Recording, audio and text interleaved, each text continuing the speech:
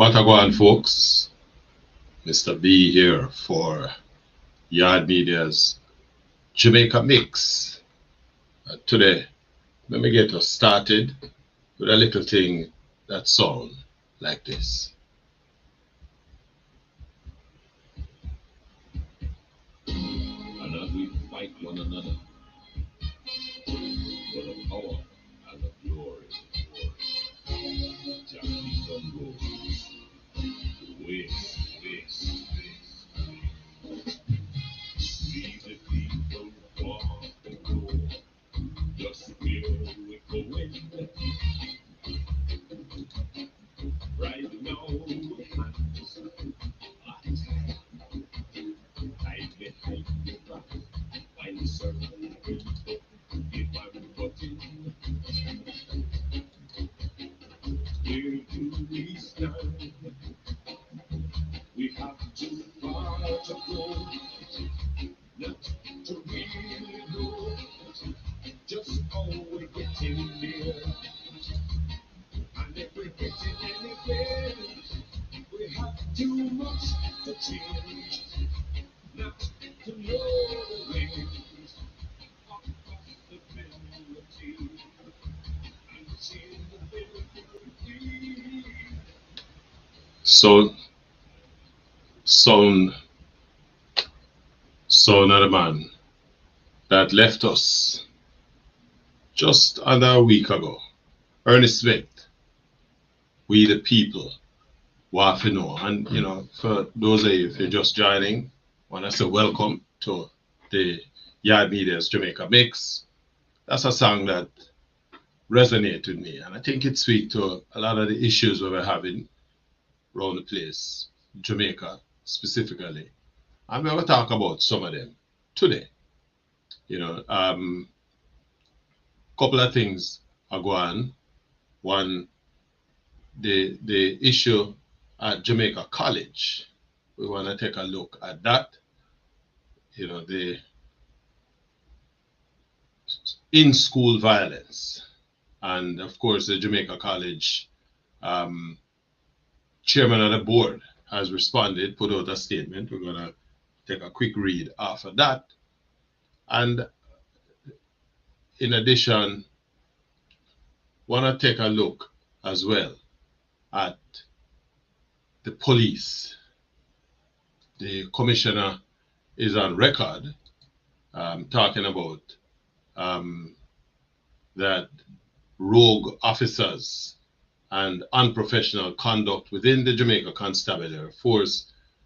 He is raising that as a threat to the organization's credibility and, by extension, the force's recent success in reducing violent crime. We're going to take an incisive look at that. At the same time, we want to also focus, as you heard, what's his name? Professor Damian King, former lecturer at the University of the West Indies, who have come out swinging against the news that Jamaica may, in fact, he's on record that he hoped that Jamaica don't find oil in any manageable quantities. And of course, he is invoking the curse, the curse that has always dogged countries that have found rich deposits of natural resources. We're going to take a look at that as well. So wherever you are, you're joining, we're going to say welcome to the Jamaica Mix. And of course, if you have, feel free to comment. Your comments are shared if you're on YouTube or on Facebook. Those comments here, we will respond to them as they pop up on the board. But let me talk about, with respect to the police issue, we see where two brothers were reportedly, their lives were reportedly taken by the police in the parish of St. Anne. I think that happened this morning or thereabouts, so yesterday morning, 100%. But these are two brothers. Police seem to have gone in on them. at 5 o'clock in the morning. 5 o'clock. Now, 5 o'clock are basically daylight. And so, it raises this age-old question that, I think as a people, we need to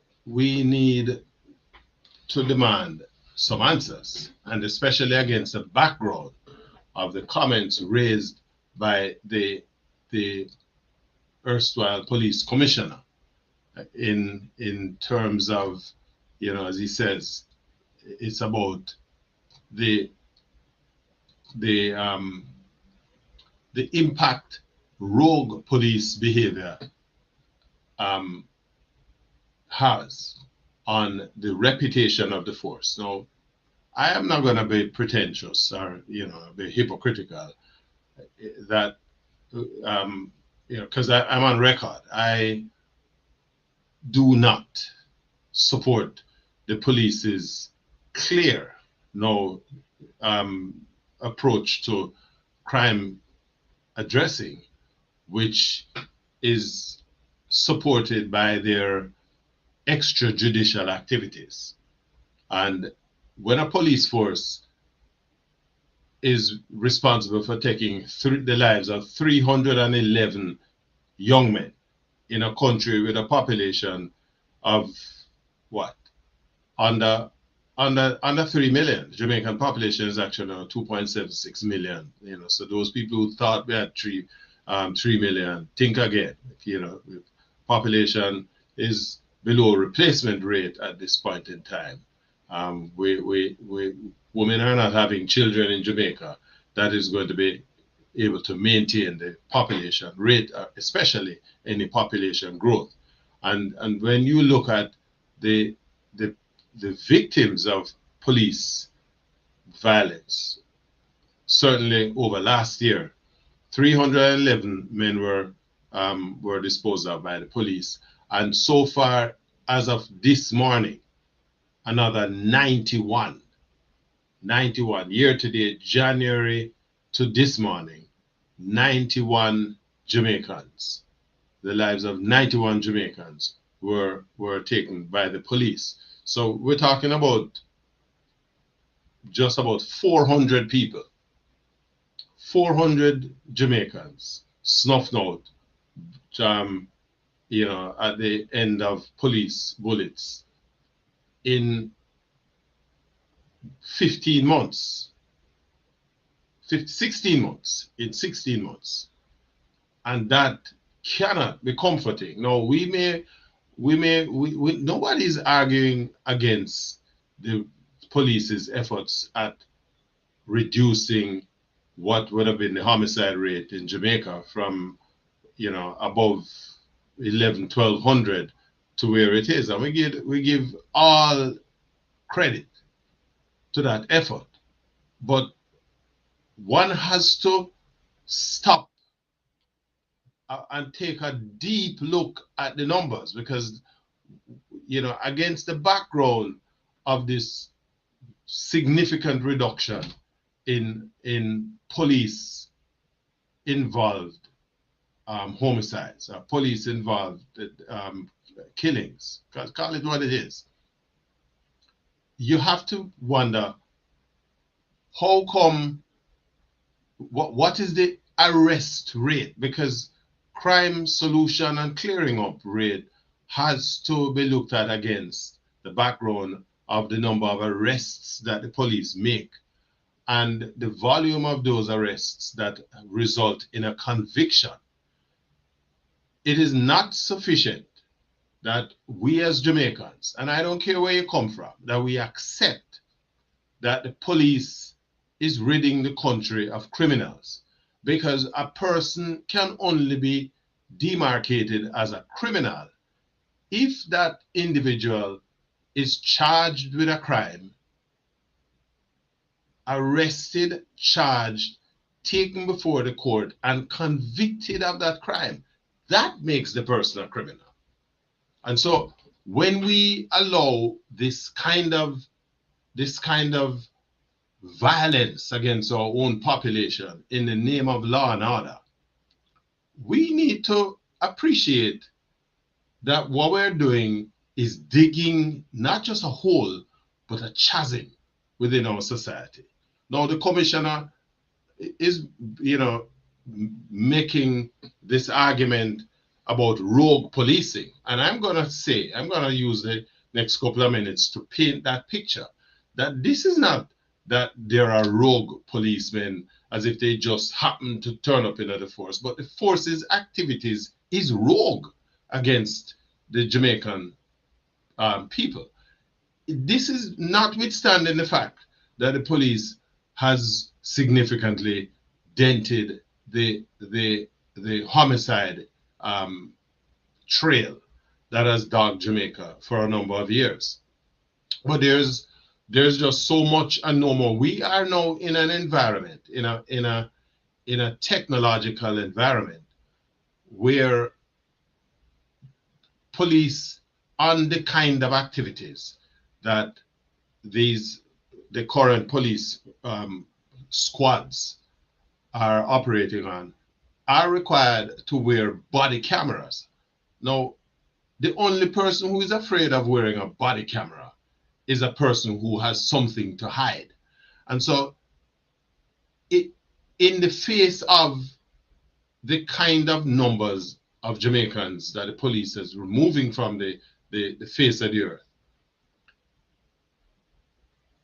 any kind of reasoning, sensible reasoning, would support that these incidents must be backed up by the body cameras to show that the police did come under some kind of um, you know engagement by the victims of this police violence, which resulted in them having to respond with violence in kind.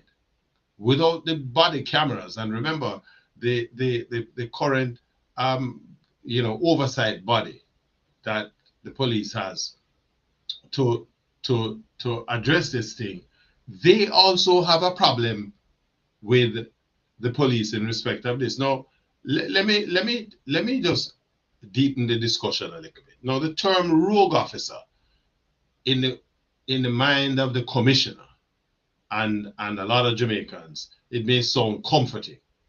It in a way it isolates the problem. It suggests that these police are deviation from the norm. The reality though is that Jamaica's history with policing makes that framing difficult to sustain. It does. Now, I say that when one considers that police fatal shootings have remained persistently high since 2024. In 2024, the police fatal shootings amounted to some 189 in that year. It shot up to 311 in 2025, and so far it's tracking at about the same rate of just over 200 fatalities for 2026 if we continue at this rate. And so what it tells you is that there are multiple officers who are linked to repeated lethal encounters. This is not a case where we have 300 fatal shootings and it's 300 different police men or women who are involved in this thing. It's a handful of police. And so what we have within the ranks of the police force is a band of men and women who have essentially become the bloodthirsty personnel that they themselves were trying to eliminate.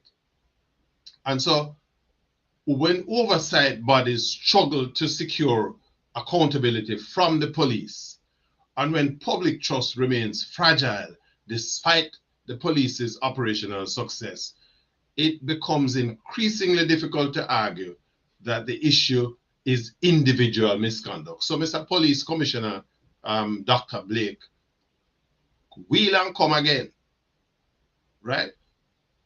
What you are talking about here is not police misconduct.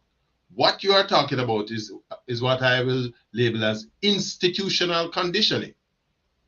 The public, as you point out, Commissioner Blake, rightly noted, does not separate the individual from the institution. And the deeper question really is this: they shouldn't have to. Now, I think it's important that Jamaica understand where our police come from. Now, and in the wake of this most recent shooting with the two brothers, one of you asked the question, clearly the police went to these guys' house.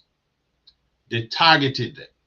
It's not a case that the police booked them up on the street and them open, fire upon the police or anything. There is no such indication of anything like that happening. The police reportedly went to their homes at 5 o'clock in the morning. Is only Duppy and Dog supposed to walk at them time of morning. And the man them in at them yard, in at them bed. Right? And the two brother end up dead. Now, me now I go tell you, say, them are criminal or them wasn't criminal.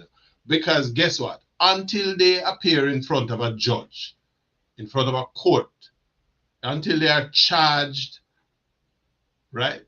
They're arrested, charged, and a case sworn out against them. You cannot call these people, you can't call people criminal because the police don't have that right. The police was never given that authority. The police was never given the job of being the judge, jury, and executioner. But our population have adorned them with this robe of responsibility because we have come from a position where the criminal activity in the country, and in particular the homicide rate, had gone through the roof. And so people looking for a salve, and them look everywhere where they can find it. And so the presentation of the police snuffing out the lives of criminals has been given a fly. They have basically presented that, and the public, unknown to them, that a person cannot be deemed a criminal unless they are convicted of a crime. They are found in the act of committing a crime, and in the course of committing that crime, in an engagement with the police, the ultimate situation. But even then, there is no evidence to support those claims by the police. And we are like sheep in Jamaica, led by a straw and by that kind of reasoning. We believe that because we have seen a reduction in the homicide rate in Jamaica, that represents a solution to our homicide or criminal problem. It isn't. What it is that it may have pushed back against the perpetrators, but it's only a matter of time, because until you solve the cause of crime, until you address the causes of crime, you're not solving any kind of criminal activity or criminal behavior. And so when you look back at where our police is coming from, because the public has given the police this blank check, and the government has also supported it. Now, by extension to, the commissioner is talking about rogue cops, when him, by his own utterances, have essentially given the police this similar blank check passed on to him by the government. The Prime Minister tell you that if you don't come into line, you're going to meet your maker. The police don't have that kind of power to do it, even though it is coming out of the mouth of the head of the government. Because under the law, you have to be brought in front of a court. Now, what we do is that the police clearly is serving the interests of a handful of people, not the general population. And that essentially looks at where the police are come from, formed in 1867 under the colonial thing, where it was to protect white people from the black people. And so 1962 we become independent, and while there was some level of reform in the way the police operate, right? What the reform really was just about a change in the governance structure, but it never did anything for the DNA of the police. Between 74 and 1980, Jamaica descended into this intense political violence between JLP and PNP factions, and the police found themselves in the middle of all of that. As an expedient to address this problem, the police were basically provided with what we call extra or emergency legislation, the Suppression of Crimes Act, and of course the now ominous state of emergency. And so what it did is that it redefined the policing culture in Jamaica.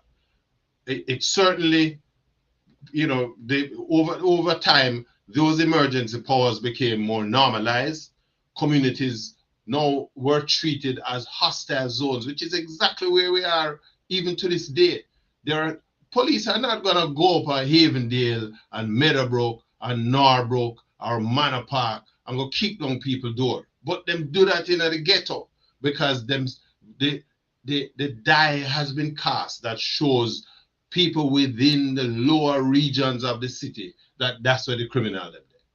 And them now have no rights. Police now go up and now go kick off the body door because them will get licked down with lawsuit and whatever because people up there have money.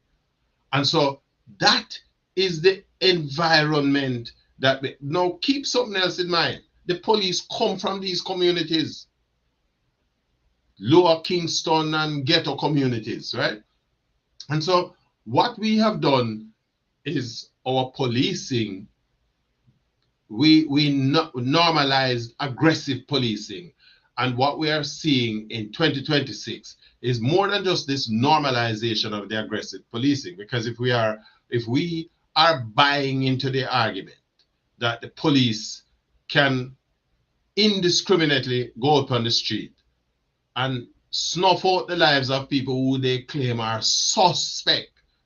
A suspect, I'm walking on the street and somebody point me out or something, or the police feel that I look suspicious. Look suspicious of what? But on the basis of that suspicion, that's what we're doing. The police is eliminating people on the basis of suspicion, right? And they are doing that in generally marginalized communities, right? So the public, as a consequence, see the police in this kind of light, and the police sees the citizens within these communities as adversaries, not as citizens of Jamaica, but as adversaries. And so they believe that them can do and get away with anything. Violence has always been the go-to approach for Jamaica's police. We have, over the last 30, 40 years, come up with dozens of different squads, and all of them serve the same purpose. Them are what you call kill squad, right? They're informal units engaging in lethal activities. I can't even call them policing activities. So whether they're formally sanctioned or not, the pattern that them operate with is difficult for the public to ignore. There is the high civilian death rate relative to officer fatalities. A lot of people have jumped on the argument and say, oh, they want to eliminate police and things. But when you consider the number of police deaths relative to the number of deaths that they themselves cause. On an average, less than 15 policemen are, the lives of less than 15 policemen are taken on an average year in Jamaica, relative to the 300 people that they themselves snuff out. And those numbers are not inconsistent with policing in other international or other national jurisdictions that have the level of criminal activity that Jamaica has. And so to make matters worse, again, the repeated lethal encounters involving the police, and invariably it involved the same police personnel, because there is or are a couple of what I call them is kill squad, and that's what they do. They go out on these operations and they are snuffing out the lives of Jamaicans, and the public has given them a wink and a nod. They turn the other way until it reach your yard gate. Nobody now said nothing about it, right? And what is even worse, the number of policemen who are police personnel prosecuted in those instances is spit, nothing. Again, in what? 12 and 4, 16 months, 400 Jamaicans have been killed by the police. That places Jamaica in a position where we are among the highest police fatality, what we call the highest level of fatality caused by police anywhere in the world.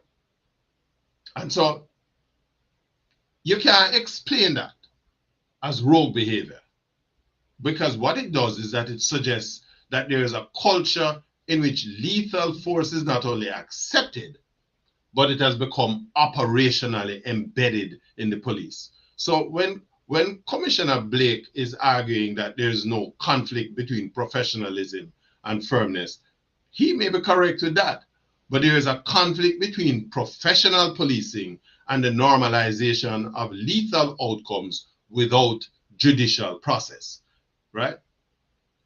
The commissioner also points out that the public supported strong police action against criminals, yet it raises a fundamental constitutional issue. Only the courts, as we said earlier, can determine whether someone is a criminal. When suspects are consistently eliminated rather than arrested, the justice system is bypassed. And when that becomes normalized, policing shifts from enforcement to adjudication. And that is not firmness. What that is substitution. Now, make it clear now that the reduction in Jamaica's crime issues, particularly homicide, is a real thing, right? We can't argue that. And, you know, we give the police the props for the work, with the exception being supported with the body camera, right? Now, the method behind it, though, is what matters. If these homicides decline and police killings are on the rise, arrests and convictions are stagnating, in other words, little or nothing, and gun trafficking remains largely unchecked, then what we're witnessing is not the dismantling of crime, and I made this point earlier. What we're seeing is really a temporary suppression through force. History, both local and internationally, shows that suppression, that kind of suppression, is fragile. Violence don't disappear. It just simply reorganizes, and sooner rather than later, it returns. Now, the commissioner talked about his concerns about optics, about videos and social media and public perception, because a lot of the pushback that the police is now getting is because of the proliferation of cameras that are out there. Almost every Jamaican of one of this. And so they're not necessarily in control of their activity to the degree that they would like. And so the public is using their devices to capture as much of this and to put it out there. And so what the police has been trying to do, and you see it in terms of the current commissioner. I mean, listen, not that we are beat up on him, but you have to call it out when you see it. There is a big public relations drive on to try to sanitize the image of the police, right? But public relations cannot fix what I call deeply ingrained operational habits. It can't fix historical conditioning within the police towards the use of force. And certainly it cannot fix the institutional tolerance. This is the level of tolerance within the police itself and among a cadre of Jamaicans towards the excessive use of violence. Real change, Mr. Commissioner, requires retraining. It requires structural accountability. It requires leadership that is willing to confront the uncomfortable truth. And most importantly, Mr. Commissioner, it requires time. You're not going to flick a switch and the image that the police has spent the last 30 years developing, you believe that because you are now the commissioner and you are the Dr. Blake, that by your little blessing, it is going to change. That is the dragon that your job is out there to tame. And so we as a citizen, Jamaica, recognize that Jamaica finds itself at a critical juncture, very critical. It has achieved something that is rare, the measurable reduction in violent crime, but it risks undermining that success if it continues to go down this road where lethality replaces legality. And these, Mr. Commissioner, are your two latest victims of this kind of violence. You are right about one thing, that, public trust is everything. But trust is not built on a public relations messaging. It is built through behavior. And until the culture of the policing is addressed, not just the conduct of a few officers, Commissioner Blake, the gains that Jamaica is celebrating today may prove far less durable than they appear. So take some time and brush up upon that, because this is not the perfect thing. The reality is that we have a problem, and the problem is not about a few road cops. It is about the attitude that has been allowed to develop for far too long, and you're not going to just get that change over time. Think about that. Let's take on the JC thing, right? Because that is another issue that is worrisome. Jamaica College is among the top, what you call, name brand school in Jamaica. Top name brand school. The problem, though, is that they are not spared the issue of, the troubling issue of crime and violence within the school system in Jamaica. In fact, according to the Ministry of Education, some 50% of schools in the corporate area are reporting incidents of these types of incidents of violence within the school compound. And so this is something that we really need to tackle. And I spoke to this a couple of days ago, and today a friend of mine shared with me a correspondence from the chairman of the school board, and I'm going to read this. Now, keep in mind, JC basically has been grappling or has had to deal with this issue of the in-school violence. This is the second case to have popped up in less than a month, and so this is, you know, when the first one involved a student who was injured at the school by a group that seemed to have, whatever the issue was, the student was beaten up by a group of youngsters at the school, and the parent of the child, one of the parents, the mother, who had several audiences with the Jamaica College, eventually removed her son from the school because she was fearful for her son's life. And so it led us to this other one where we got a video. I saw the video over the weekend, Sunday, I think it was, 56 seconds. And with one youth grabbing another one by him collar and putting on some slaps on him. Another one standing by with a belt and is putting on some licks on the youth. While a group of some other youngsters, it was obvious them seemed to have been in the restroom or something, right? But this was a group of young men.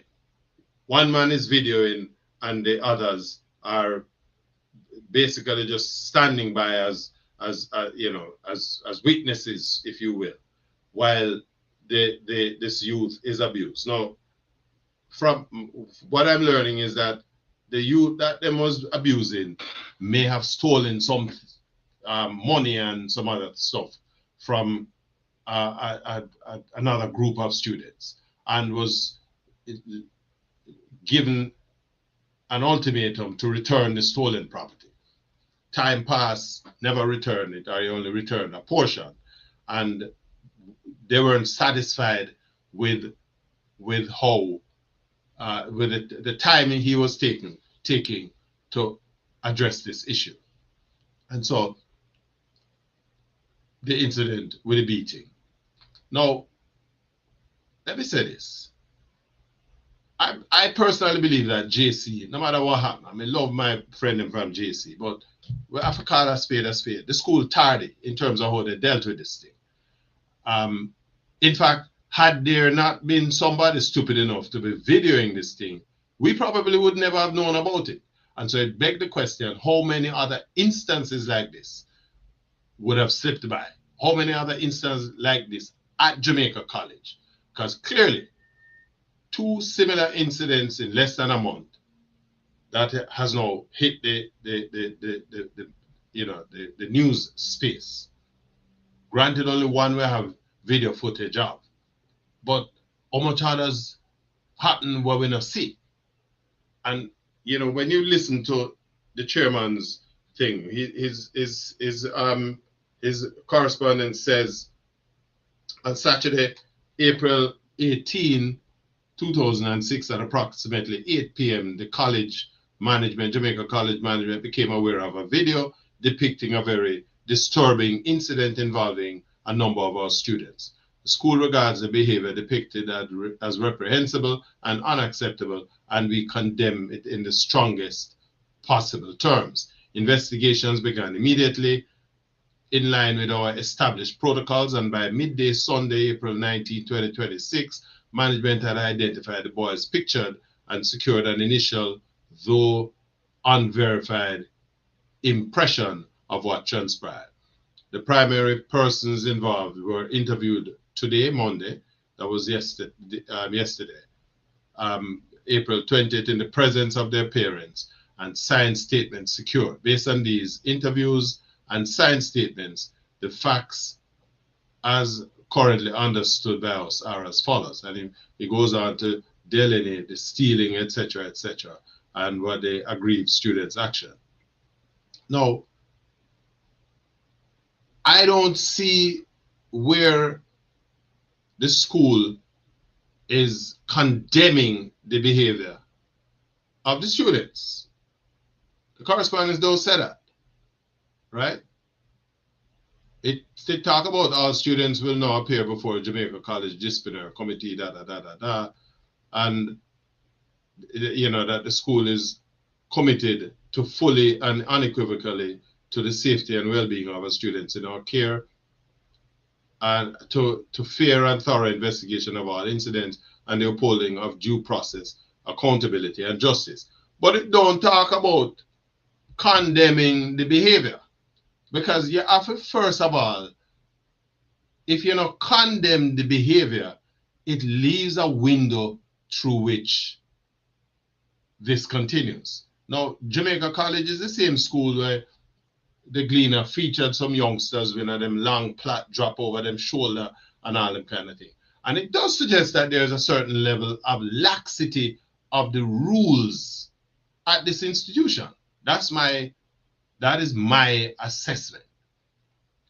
And so implicit, well, my understanding with respect to the long hair or the wear your hair anywhere you want it, is that if the students are getting a certain amount, if them grades are above 70%, them can wear them hair any kind of way. Now, me believe that when youngsters in a school is a part of the structured discipline fabric of your society, right? It is that secondary socialization agent. First socialization agent is a yard where you come from. The second part is your school.